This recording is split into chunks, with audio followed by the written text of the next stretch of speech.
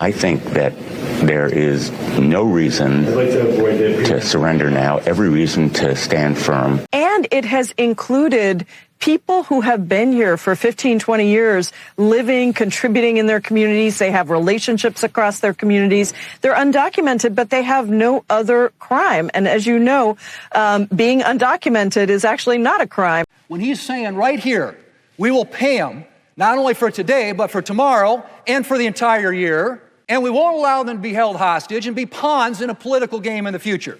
And my understanding is the senator from Michigan, on behalf, I suppose, of other Democrats, is objecting to that.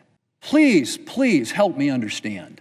This is a straightforward proposal which addresses the concern that millions of Americans have who are headed to food banks and can't pay their rent.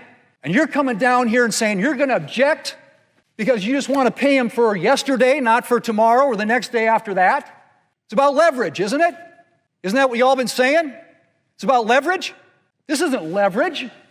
This is the lives of the American people. Senator of Wisconsin has put forward a straightforward proposal to pay people, federal employees, today, tomorrow, and in the future. And what you're essentially saying is, well, I'm fine with paying them for yesterday. We're not going to pay them for tomorrow or for the day after that, for the future. The rhetoric that is out there, very, very dangerous rhetoric. We need to tone it down. And that includes me.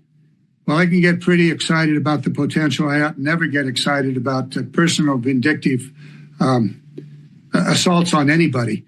The Senate needs 60 votes to pass a bill. These days, you need 60 votes for everything? You need 60 votes. Requires 60 votes in the United States Senate. But in the Senate, you've got this rule where you got to get, these days, 60 votes. You need 60 votes to get major things done. 60 votes, and you can block it with 40. The United States Senate, you've got to have 60 votes for everything. You still have to deal with 60 votes. You need 60 votes to pass a law in the Senate. 60 votes to get anything passed. You need 60 votes? We need 60 votes. We need 60 votes. And we need 60 votes. Not 50 votes. 60 votes.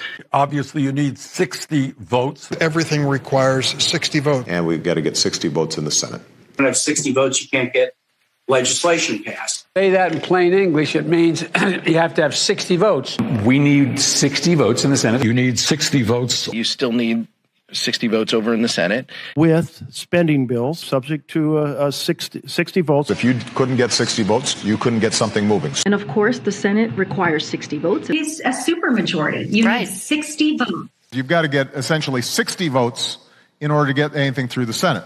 In the Senate, you know, they need 60 votes. Something called a filibuster that requires 60 votes. You need 60 votes. You still need 60 votes. They need 60 votes. Because you need Democrats and Republicans to pass a bill. You need Democratic votes to pass a budget. Everybody's known that. That's been the rule in the Senate for years.